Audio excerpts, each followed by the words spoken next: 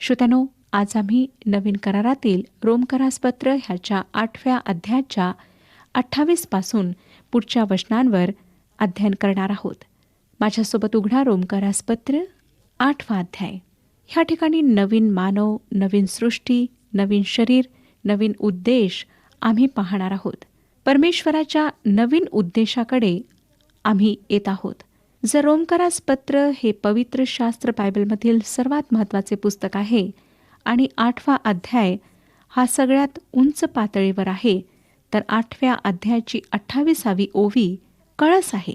परमेश्वराचा उद्देश पापी लोकांच्या तारणाची शाश्वती देतो आणि नंतरची 3 वचने तारणाची चढती पद्धती दाखवतात. 28वे वचन मी आपणाकरिता वाचत आहे. 8वा अध्याय 28वे वचन. परंतु आपल्याला ठाऊक आहे की देवावर प्रीती करणाऱ्यास म्हणजे त्याच्या संकल्पाप्रमाणे बोलाविलेल्यास देवाच्या करणेने सर्व गोष्टी मिळून कल्याणकारक होतात. मी ह्या वचनाचे भाषांतर अशा प्रकारे केले आहे. परंतु आम्हाला माहीत आहे की जे देवाशी प्रेम करतात त्यांच्याकरिता सर्व गोष्टी चांगल्याकरिता होतात, त्यांच्याकरिता सुद्धा जे त्याच्या उद्देशाप्रमाणे बोलावलेले आहेत. एक देवाचे सेवक ज्यांनी देवाची फार प्रामाणिकपणे सेवा केली ते फार थोर पुरुष होते. परंतु श्रोत्यांनो, लोकांनी त्यांना वाटेल तसे बोलून घेतले, त्यांचा अपमान केला, त्यांच्याविषयी गैरसमजूत करून घेतली. त्यांना ह्या वचनाचा अर्थ माहीत होता. ते ह्या वचनाला थकलेल्या हृदयाची मऊ उशी असे म्हणत असत. आमच्यापैकी बऱ्याच जणांनी ह्या वचनाचा तसाच उपयोग केलेला आहे. आम्हाला माहीत आहे श्रोत्यांनो की संपूर्ण सृष्टी कणत आहे, परंतु आम्हाला अजून काही माहीत आहे, ते हे की सर्व गोष्टी मिळून आमच्याकरिता कल्याणकारक ठरतात, कन्येसुद्धा. नंतर तो म्हणतो आम्हाला माहीत आहे. हे रोमकरासपत्र ह्यामध्ये 5 वेळा उपयोगात आणण्यात आले आहे आणि माहीत आहे हे 13 वेळा उपयोगात आणण्यात आले आहे. एका ख्रिस्ती व्यक्तीचे जे सामान्य ज्ञान आहे त्याला हे दर्शविते, जे पवित्र आत्म्याद्वारे खरे ठरते. करिंथकरास पहिले पत्र 8वा अध्याय आणि पहिलं वचन सांगतं, ज्ञान फुगविते, प्रीती उन्नती करीते. हेच ते ज्ञान आहे जे देवाचा आत्मा आमच्या हृदयाकरिता खरे ठरवू शकतो. स्पर्जन म्हणत असत, मधाची चव कशी असते हे मला कोणी सांगण्याची आवश्यकता नाही, मला माहीत आहे. आणि श्रोत्यांनो, मी म्हणू शकते की मला माहीत आहे देव माझ्यावर प्रेम करतो. त्या बाबतीत वाद करण्याची आवश्यकता नाही, कारण ते मला माहीत आहे. जे देवावर प्रेम करतात हे वाक्य विश्वासणाऱ्यांची बंधुत्वाची किल्ली आहे. गलतीकरासपत्र 5वा अध्याय आणि 6वं वचन सांगतं, ख्रिस्त येशूमध्ये असलेल्यांची सुनता होण्यात किंवा न होण्यात काही सामर्थ्य आहे असे नाही, तर प्रीतीच्या द्वारे कार्य करणारा जो विश्वास त्याच्यात सामर्थ्य आहे. प्रेम एक चिन्ह आहे. प्रेषित योहान त्याला योहानाचे पहिले पत्र 4था अध्याय 10 ते 16 वचनांमध्ये अशा प्रकारे मांडतो, ह्यात प्रेम आहे, हे नाही की आम्ही परमेश्वरावर प्रेम केले, परंतु त्याने आमच्यावर प्रेम केले आणि स्वतःच्या पुत्राला आमच्या पापांच्या क्रोधाला घेण्यास पाठविले. श्रोत्यानो, जर देवाने आमच्यावर इतके प्रेम केले आहे तर आम्ही सुद्धा एकमेकांवर प्रेम करायला हवे. कोणत्याच मानवाने देवाला कधीच पाहिले नाही. माझ्या प्रिय श्रोत्यानो, जर आपण हा विश्वास करता की परमेश्वर आपणावर प्रेम करतो आणि जर आपण दुसऱ्या बांधवांचा तिरस्कार करता, तर परमेश्वरावर प्रेम करणे आपणाला कठीण जाईल. योहानाचे पहिले पत्र 4था अध्याय आणि 19वे वचन, पहिल्याने त्याने आपणावर प्रीती केली म्हणून आपण प्रीती करीतो. प्रेषित पेत्राचे पहिले पत्र 1 अध्याय आणि 8व्या वचनात म्हणाला, त्याला पाहिले नसताही त्याच्यावर तुम्ही प्रीती करिता, आता तो दिसत नसता त्याच्यावर विश्वास ठेवता आणि त्या विश्वासाचे पर्यवसान जे आपल्या जीवाचे तारण ते उपभोगीत अनिर्वाच्य गौरवयुक्त आनंदाने उल्हासता. जी गोष्ट आपल्या जीवनात आनंद आणि उत्साह आणेल ती म्हणजे परमेश्वराचे खरे प्रेम. सर्व गोष्टी, मग त्या वाईट असोत, चांगल्या असोत, चमकणाऱ्या असोत, काळ्या कुट्ट असोत, कडू असोत किंवा गोड असोत, सोप्या असोत किंवा कठीण असोत, आनंदाच्या, दुःखाच्या, समृद्धीच्या, गरिबीच्या, आरोग्य किंवा आजार, शांत किंवा वादळी, धैर्याच्या किंवा कष्टाच्या, जीवन आणि मृत्यू असलेल्या, ह्या सर्व गोष्टी कल्याणकारी ठरतात. ह्याचाच अर्थ परमेश्वर सर्व गोष्टी करीत आहेत, त्यात दुर्घटना नाही. आपणास आठवतं का की योसेफ त्याच्या गत जीवनाकडे पाहू शकला, ते जीवन जे निराशा, दुःख आणि कष्टांनी भरलेले होते. तरी तो आपल्या भावांना म्हणू शकला, उत्पत्तीचे पुस्तक 50 अध्याय आणि 20व्या वचनात, की तुम्ही माझे वाईट योजले, पण आज पाहता त्याप्रमाणे अनेक लोकांचे प्राण वाचावे म्हणून देवाने ते चांगल्यासाठीच योजिले होते. मला पूर्ण खात्री आहे श्रोत्यानो, की आपण सुद्धा जे देवाची लेकरे आहोत, एक दिवस आमच्या गत जीवनाकडे पाहून म्हणू शकू, होय, खरोखर सर्व गोष्टी मिळून कल्याणकारी ठरल्यात. इयोब 13वा अध्याय आणि 15व्या वचनात म्हणू शकला, तो मला ठार मारणार तरी मी त्याची आस धरीन. ह्याच प्रकारचा विश्वास, देवावरील मजबूत विश्वास आज आम्हाला आवश्यक आहे. आम्हाला माहीत आहे की तो सर्व गोष्टी आमच्या भल्याकरिता करणार आहे, कारण तोच त्यांचे नियंत्रण करतो. त्यामध्ये जागृती निर्माण तो करीत आहे. तरी सुद्धा श्रोत्यानो, पुष्कळदा आम्ही इर्मया संदेशाप्रमाणे ओरडतो. इर्मयाचे पुस्तक 20वा अध्याय आणि 18व्या वचनात त्याने म्हटले की मी कष्ट व क्लेश भोगावे व माझे दिवस अप्रतिष्ठेत घालवावे, याकरिताच मी गर्भाशयातून बाहेर निघालो काय. एकदा एके ठिकाणी भयंकर भूकंप आला. सर्व लोक फार चिंतित आणि घाबरलेले होते. परंतु एक वृद्ध स्त्री शांत बसून होती. जेव्हा तिला भेटायला काही लोक गेलेत, तेव्हा तिने फार चांगले स्मित केले. त्या लोकांना फार आश्चर्य वाटले की इतका सगळीकडे हाहाकार माजलेला आहे आणि ही स्त्री हसत आहे. एकाने शेवटी तिला विचारलेच की अशा दुःखस्थितीत जेव्हा तुमचे घर पडले आहे, सगळे सामान नष्ट झाले आहे, इतके नुकसान झाले आहे, तुम्ही इतक्या आनंदात कशा? तिने हसून उत्तर दिले, मी आनंदित आहे कारण माझा परमेश्वर इतका महान आणि सामर्थ्य आहे की तो ह्या संसाराला हलवू शकतो. होय श्रोत्यानो, त्या परमेश्वरावर निर्भर राहून आम्ही जीवन आणि मृत्यूचा न घाबरता सामना करू शकतो. मी पौलाबद्दल विचार करते की तो न भीता भविष्याचा सामना करू शकला. त्याने आपल्या मित्रांना म्हटले, प्रेषितांची कृत्ये 21वा अध्याय आणि 13व्या वचनात, तुम्ही रडून माझे मन खचविता हे काय? मी नुसता बंधनात पडण्यासच नव्हे, तर प्रभू येशूच्या नावासाठी यरूशलेमेत मरावयास देखील तयार आहे. आमच्यापैकी बरेच जण अशा प्रकारच्या पूर्ण समर्पणाच्या स्थळी येण्यास इच्छुक असतील.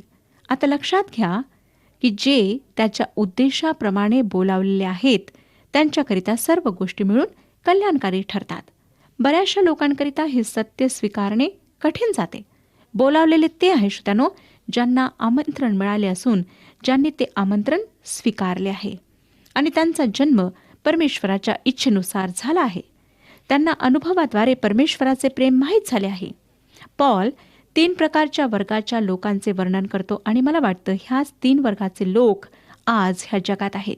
करिंथकरास पहिले पत्र 1 अध्याय 23 आणि 24 वचने, आम्ही तर वधस्तंभावर खेळलेला ख्रिस्त गाजवितो. हा यहुद्यास अडखळण व हेलेण्यास मूर्खपणा असा आहे. परंतु पाचारण झालेल्या यहुदी व हेलेनी अशा दोघांसही देवाचे सामर्थ्य व देवाचे ज्ञान आहे, असा ख्रिस्त आम्ही गाजवितो. श्रोत्यानो, यहुदी, युनानी, बोलाविलेले यहुदी धर्मावर, विधी व नियम ह्यावर विश्वास करणारे होते. त्यांच्याकरिता वधस्तंभ एक अडखळण होते. दुसरी गोष्ट, युनानी लोक अर्थात गैरयहुदी, अन्य जातीचे जे तत्वज्ञानावर आणि मानवी बुद्धिमत्तेवर विश्वास ठेवत असत, त्यांच्याकरिता वधस्तंभ मूर्खपणा होता. तिसरे जे होते ते बोलावलेले लोक. बोलावलेले लोक दोन्ही वर्गातून होते, अर्थात यहुदी आणि युनानी, ज्यांची निवड धर्म किंवा बुद्धिमत्तेच्या आधारावर करण्यात आली नव्हती. परमेश्वराने त्यांना पाचारण केले होते. त्यांच्याकरिता वधस्तंभ तारणप्राप्तीकरिता एक सामर्थ्य होते. जे बोलावलेले होते त्यांनी परमेश्वराचे बोलावणे ऐकले, हे फार महत्त्वाचे आहे. मला पुन्हा कासवाच्या उदाहरणाकडे जाऊ द्या. समजा आपण एका तलावाकडे जाता आणि त्या ठिकाणी 10 कासवे आहेत. आपण त्यांना म्हणता, मी आपणास उडायला शिकवते. त्यापैकी 9 म्हणतात, नको, आम्हाला उडायची आवड नाही, आम्हाला पाण्यातच राहायला आवडते. ह्याच वातावरणात आम्ही सुखी आहोत. परंतु एक कासव म्हणते, मला उडायला आवडेल. हेच कासव आहे श्रोत्यानो, जे बोलावलेले आहे आणि त्यालाच उडायला शिकवण्यात येईल. आता त्या कासवाला बाकी कासवांशी काही घेणे देणे नाही. ते कासव आहेत कारण ते कासव आहेत. माझ्या प्रिय श्रोत्यानो, जे हरवलेले आहेत ते हरवलेले आहेत कारण त्यांना तेच हवे आहे. ह्या जगात असा कोणीच नाही की ज्याला त्याने हरवावे म्हणून जबरदस्ती करण्यात आली. ते हरवलेले आहेत कारण त्यांनी स्वतःकरिता तेच निवडून घेतले आहे. एका मुलाला मंडळीमध्ये सभासदता घ्यायची होती. त्याला विचारण्यात आले की तुझे तारण कसे काय झाले? त्याने उत्तर दिले, देवाने त्याचे कार्य केले, मी माझे केले. श्रोत्यानो, त्यांना वाटले अवश्य ह्याच्या सिद्धांतात काही गडबड आहे. म्हणून त्यांनी अजून प्रश्न विचारले, देवाचे काय कार्य होते आणि तुझे काय होते? त्याचे स्पष्टीकरण फार उत्तम होते. तो म्हणाला, देवाचे कार्य होते वाचविण्याचे आणि माझे कार्य होते पाप करण्याचे. मी त्याच्यापासून दूर पळत होतो तितक्या गतीने जितके माझे पाप मला नेत होते. माझे पापी हृदय आणि विद्रोही पाय धावू शकतील इतक्या तेज गतीने मी धावत होतो. तो सुद्धा माझ्या मागे धावला जोपर्यंत मी त्याच्या हाती सापडलो नाही. श्रोत्यानो, माझे सुद्धा तारण अशाच प्रकारे झाले. ह्याद्वारे ते सत्य नष्ट होत नाही किंवा बिघडत नाही की जो कोणी येईल तो आणि जो कोणी विश्वास ठेवेल तो. माझ्या प्रिय बंधू भगिनींनो, जर आतापर्यंत आपण स्वतःला परमेश्वराच्या उद्देशाशी आणि इच्छेशी जोडलेले नाही तर तसे करण्याची ही वेळ आहे. कारण ही त्याची सृष्टी आहे. त्याने हिची निर्मिती केली आहे. मला माहीत नाही की देवाने ही पृथ्वी गोल का बनवली, चौकोन का बनवली नाही. त्याने मला विचारले नाही की तुला ह्या पृथ्वीचा आकार कसा हवा. त्याने हिला गोल बनवले कारण त्याला ही गोल हवी होती. श्रोत्यानो, त्याचा उद्देश पूर्ण होणार आहे आणि त्याच्यामध्ये त्या उद्देशाला पूर्ण करण्याचे सामर्थ्य आणि बुद्धिमत्ता आहे. जे काही परमेश्वर करतो ते तो बरोबर करतो.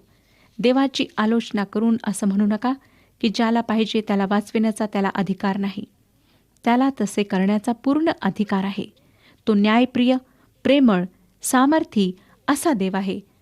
तो जे काही करतो ते सर्व अगदी बरोबर करतो. शिमोन नावाच्या एका धर्मशिक्षा शास्त्राने रोमकरासपत्र 8व्या अध्यायावर उपदेश देताना सांगितले की 3 अशी कारणे आहेत की ज्यामुळे तो निवडीच्या धर्मसिद्धांतावर प्रचार करतो. कारण ते अहंकाराच्या पूर्व अनुमान आणि निराशा ह्या मुळावर कुऱ्हाड ठेवते. आणि हे मला आवडले. माझ्या श्रोत्यानो, मानवाच्या अहंकाराला निवडीच्या सिद्धांतामध्ये मुळीच जागा नाही. ते परमेश्वराचे कार्य आहे, त्याची बुद्धिमत्ता आणि त्याचा उद्देश आहे जे तो पूर्ण करतो.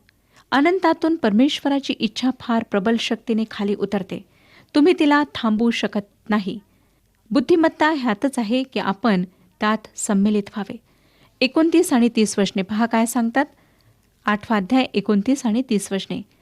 कारण ज्यांच्याविषयीचे त्याला पूर्व ज्ञान होते त्यांनी आपल्या पुत्राच्या प्रतिमेप्रमाणे बनावे म्हणून त्याने त्यांना आगाऊच नेमून ठेवले. ह्यात हेतू हा की तो पुष्कळ बंधुजनांमधला ज्येष्ठ असा व्हावा. ज्यांना त्याने आगाऊ नेमून ठेवले त्यांना त्याने पाचारणही केले. ज्यांना त्याने पाचारण केले त्यांना त्याने नीतिमानही ठरविले आणि ज्यांना त्याने नीतिमान ठरविले त्यांचे त्याने गौरवही केले. जर आपण 28व्या वचनावर पुन्हा एकदा लक्ष द्याल तर आपणाला आढळेल की पॉल निवडलेला नाही परंतु बोलावलेल्या विषयी चर्चा करीत आहे. जे बोलावलेले आहेत ते पूर्ण निश्चित आहेत, ठरवलेले आहेत.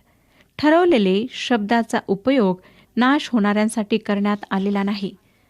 तुम्हाला कोठेच आढळणार नाही की हा शब्द त्यांच्या संबंधात उपयोगात आला आहे. जर समजा आपण एखाद्याला पूर्वनिश्चित केलेली व्यक्ती नाश होणार हे म्हणताना ऐकाल तर लक्षात ठेवा की ते पवित्र वचनाप्रमाणे नाही. पूर्वनिश्चित केलेले म्हणजे जेव्हा परमेश्वर आपणास वाचवतो तेव्हा तो तुमच्याकडे लक्ष देणार, तुमची देखरेख करणार. ज्यांना तो पहिल्यापासून ओळखतो त्यांना पहिल्यापासून निश्चित करण्यात आले आहे, ठरवल्या गेल्या आणि ज्यांना ठरविण्यात आले आहे त्यांनाच बोलवण्यात आले आहे आणि ज्यांना बोलवले आहे त्यांना धार्मिक नीतिमान ठरवण्यात आले आहे आणि ज्यांना धार्मिक ठरवण्यात आले आहे त्यांना गौरव देण्यात आले आहे. दुसऱ्या शब्दात हा विलक्षण अध्याय पवित्रीकरणावर आहे. परंतु तरी सुद्धा श्रोत्यांनो, पौलाने ह्याचा उल्लेख केलेला नाही. का? कारण पवित्रीकरण हे एका विश्वासणाऱ्याच्या हृदयात परमेश्वराद्वारे केल्या जाणारे कार्य आहे. हा परमेश्वराचा अनंत उद्देश आहे. ह्याचा सोपा अर्थ आहे, जेव्हा प्रभू जो मेंढरांचा एक महान मेंढपाळ आहे, चांगला मेंढपाळ आहे, प्रमुख मेंढपाळ आहे, 100 मेंढरांना बाहेर काढतो, तो 100 मेंढरांना घेऊनच वापस येतो. तो त्यापैकी एक सुद्धा गमावणार नाही. आपणास आठवत असेल कदाचित की ह्याविषयी येशू ख्रिस्ताने एक दृष्टांत सांगितला होता, ज्याला लूक शुभवर्तमान 15व्या अध्यायात आम्ही वाचू शकतो. एक मेंढपाळ होता, चांगला मेंढपाळ, जो येशू ख्रिस्ताला दर्शवितो. एक लहान मेंढरू हरवले, दूर गेले. आपणाला वाटेल की त्याने म्हटले असावे की काही हरकत नाही, जाऊ द्या, माझ्याजवळ माझी 99 मेंढरे तर सुरक्षित आहेत, एकासाठी काय दुःख करायचे. जे मेंढरांचा धंदा करतात त्यांना माहीत असेल की जन्मलेल्यांपैकी जर कोणी 50 पेक्षा थोडे अधिक टक्के मेंढरे बाजारात नेईल तर ते फार चांगले आहे. पण श्रोत्यानो, हा मेंढपाळ असाधारण होता. तो 99ने संतुष्ट झाला नाही. जर तो 100 मेंढरांना नीतिमान ठरवतो तर तो 100 मेंढरांना गौरव मिळवून देतो. मी ह्या गोष्टीला थोडे अजून व्यक्तिगत बनवते. एक दिवस तो मोजणार आहे. 1, 2, 3, 4, 5, 97, 98, 99. अरे, ह्यात मी तर नाही. असं दिसतं की मी त्यात नाही. ठीक आहे, जाऊ द्या, कारण अनेक लोकांना असंच वाटलं होतं की मी ह्या जमावात राहू शकणार नाही. श्रोत्यानो, प्रभूची स्तुती असो की तो मला तशा प्रकारे सोडणार नाही, मागे राहू देणार नाही. तो माझ्या मागे मला शोधण्यास येईल. निवडीचा जो सिद्धांत आहे तो म्हणजे प्रभू 100 मेंढरांना घेऊन घरी वापस येईल. हा भीतीदायक सिद्धांत नाही, परंतु विलक्षण सिद्धांत आहे. ह्याचाच अर्थ की मी सुद्धा तेथे असणार. ह्याचाच अर्थ आपण सुद्धा, ज्यांनी येशू ख्रिस्तावर विश्वास ठेवला आहे, तेथे असणार. ह्या अनिश्चित दिवसांमध्ये ज्यामध्ये आम्ही राहत आहोत, हा सिद्धांत फार धैर्य देणार आहे. 31 वचन पहा. तर मग ह्या गोष्टीवरून आपण काय म्हणावे? देव आपणाला अनुकूल असल्यास आपणाला प्रतिकूल कोण? तर मग ह्या गोष्टीवरून आपण काय म्हणावे? माझे उत्तर आहे, मी काय म्हणावे? हे फार विलक्षण आहे की आमच्याजवळ हात टाकण्यासारखे, जोडण्यासारखे काहीच नाही. कोण आम्हाला प्रतिकूल राहील? परमेश्वर आमच्या पक्षात आहे. त्याच्या उपस्थितीत कोणीच आमच्या विरोधात आरोप करू शकत नाही. 32 वचन. ज्याने आपल्या स्वतःच्या पुत्रास राखून न ठेवता त्याला आपणा सर्वांकरिता समर्पण केले, तो त्याच्याबरोबर आपल्याला सर्व काही कसे देणार नाही? हे किती विलक्षण आहे. त्याने स्वतःच्या पुत्राला सोडले नाही. अब्रामाच्या पुत्राला सोडले, पण स्वतःच्या नाही. त्याने आपला पुत्र आमच्याकरिता बलिदान केल्यामुळे तो आम्हाला त्या सर्व गोष्टी सुद्धा देणार ज्या आवश्यक आहेत. तो आपल्याला सर्व काही कसे देणार नाही? श्रोत्यानो, जेव्हा देवाने त्याच्या अमूल्य पुत्राला आमच्याकरिता देऊन दिले, तर मग तो आम्हाला सर्व काही देण्यास मागे पुढे का पाहिल? तो ह्या जीवनात आणि येणाऱ्या जीवनात लागणाऱ्या सर्व गोष्टी आम्हाला देईल. 33 ते 34 वचने. देवाच्या निवडलेल्या लोकांवर दोषारोप कोण ठेवील? देवच नीतिमान ठरविणार आहे. तर दंडाज्ञा करणारा कोण? जो मेला इतकेच नाही तर मेलेल्यातून उठला आहे, जो देवाच्या उजवीकडे आहे आणि जो आपल्यासाठी मध्यस्थीही करीत आहे, तो ख्रिस्त येशू आहे. परमेश्वराचे निवडलेले लोक हे नीतिमान ठरलेले पापी आहेत. परमेश्वराने त्यांच्या मागे आपले सिंहासन ठेवले आहे. कोण त्यांना दोषी ठरविणार? कोणीच ठरवू शकणार नाही. का? ख्रिस्त त्यांच्याकरिता मेला आणि पुन्हा जिवंत झाला. येशू ख्रिस्ताने त्यांचे सर्व दोष दूर केलेत आणि एक विश्वासणारा येशू ख्रिस्ताच्या चौपट कार्यामुळे सुरक्षित आहे. पहिले कार्य, येशू ख्रिस्त आमच्याकरिता मेला, आमच्या अपराधांमुळे त्याला देण्यात आले. दुसरे कार्य, येशू ख्रिस्त मृत्यूतून जिवंत झाला, आमच्या नीतिमत्वाकरिता त्याला उठविण्यात आले. तिसरे कार्य, तो देवाच्या उजवीकडे आहे. होय, तो आता सुद्धा वरती आहे, तो जिवंत आहे. काय? तो आपणास हवा आहे, त्याच्याजवळ या. चौथे कार्य, तो आमच्याकरिता मध्यस्थी करतो. काय आपण आज सकाळी स्वतःकरिता प्रार्थना केली? कदाचित केली असेल, परंतु आपण जर केली नसेल तर त्याने तुमच्याकरिता प्रार्थना केली आहे. येशू ख्रिस्ताचे हे चौपट कार्य एक कारण आहे ज्यामुळे देवाच्या निवडलेल्या लोकांवर दोष लावण्यात येणार नाही. 35 वचन पहा. ख्रिस्ताच्या प्रीतीपासून आपल्याला कोण विभक्त करील? क्लेश, आपत्ती, छळणूक, उपासमार, नग्नता, संकट किंवा तरवार ही विभक्त करतील काय? काय हे शक्य आहे की क्लेश, त्रास आम्हाला त्याच्यापासून वेगळे करतील? नाही श्रोत्यानो, तो असे होऊ देणार नाही. छळणूक, उपासमार, कदाचित आपण विचार कराल की परमेश्वराने आपणाला सोडून दिले आहे, परंतु त्याने सोडलेले नाही. छळ काहीच आम्हाला ख्रिस्ताच्या प्रीतीपासून अलग करू शकणार नाही. 36 वचन. शास्त्रात लिहिल्याप्रमाणे तुझ्यामुळे आमचा वध दिवसभर होत आहे. कापाव्याच्या मेंढरासारखे आम्हाला गणिले आहे. हे स्तोत्र 44 अध्याय आणि 22व्या वचनातील वाक्य आहे. तरी तुझ्यामुळे आमचा वध सतत होत आहे. कापावयाच्या मेंढरासारखे आम्हास गणितात. ह्या कृपेच्या युगा श्रोत्यानो, संतांचे हे भीतीदायक चित्र आहे. माझा पूर्ण विश्वास आहे की ह्या घडीला सुद्धा हा सैतानी पद्धतीचा देवाच्या लेकरांच्या प्रति व्यवहार आहे. मंडळांचा इतिहास सुद्धा हे प्रकट करतो. माझ्या श्रोत्यानो, जर आज आपण देवाकरिता काही करू इच्छिता, निर्णय घेऊ इच्छिता, तर आपणास त्याची किंमत चुकवावी लागेल. 37वं वचन, उलटपक्षी ज्याने आपणावर प्रीती केली त्याच्या योगे ह्या सर्व गोष्टीत आपण महाविजयी ठरतो. हा एक दुसरा विलक्षण असा ख्रिस्ती विश्वासाचा विरोधाभास आहे. महाविजयीपेक्षा अधिक ह्याचा अर्थ काय? ह्याचा दुसऱ्या कोणाच्या साह्याने जो आमच्याकरिता विजय प्राप्त करू शकतो, जो आम्हाला पराभूत होऊ देत नाही. विजय येशू ख्रिस्ताचा आहे, आमचा नाही. विजय जीवन आमचे जीवन नाही, ते त्याचे जीवन आहे. 38 आणि 39 वचने, कारण माझी खात्री आहे की मरण, जीवन, देवदूत, अधिपती, वर्तमान काळच्या गोष्टी, भविष्यकाळच्या गोष्टी, बले, उंची, खोली किंवा दुसरी कोणतीही सृष्ट वस्तू, ख्रिस्त येशू आपला प्रभू ह्याच्यामध्ये देवाची आपल्यावरील जी प्रीती आहे तिच्यापासून आपल्याला विभक्त करावयाला समर्थ होणार नाही. माझी खात्री आहे ह्याचा अर्थ त्याला माहीत आहे. मृत्यू आम्हाला अलग करू शकणार नाही. खरं पाहता मृत्यू आम्हाला त्याच्या उपस्थितीत घेऊन जातो. इतिहासात पाहिल्यास आपणास आढळून येईल की जे ख्रिस्ती लोक येशू ख्रिस्ताकरिता शहीद झालेत, त्यांचा मरणापूर्वी हाच प्रतिसाद होता की आम्ही आभारी आहोत, कारण तुम्ही आम्हाला ह्या जगातून आमच्या तारणाऱ्याच्या उपस्थितीमध्ये नेत आहात. श्रोत्यानो, आपण अशा प्रकारे लोकांना दुखवू शकत नाही. जीवन बरेचदा जीवनाचा सामना करणे मृत्यूचा सामना करण्यापेक्षाही कठीण असते. परंतु जीवनातील परीक्षा, अपयश, निराशा, अनिश्चितता, दुःख देवाच्या प्रीतीपासून आम्हाला अलग करणार नाही. श्रोत्यानो, काय आज आपण दुःखी आहात, निराश आहात, जीवनाला कंटाळलेले आहात? तर हा अध्याय पुन्हा वाचा. परमेश्वर आपणाला उत्साहित करेल. परमेश्वर आपणा सर्वांस आशीर्वाद देव.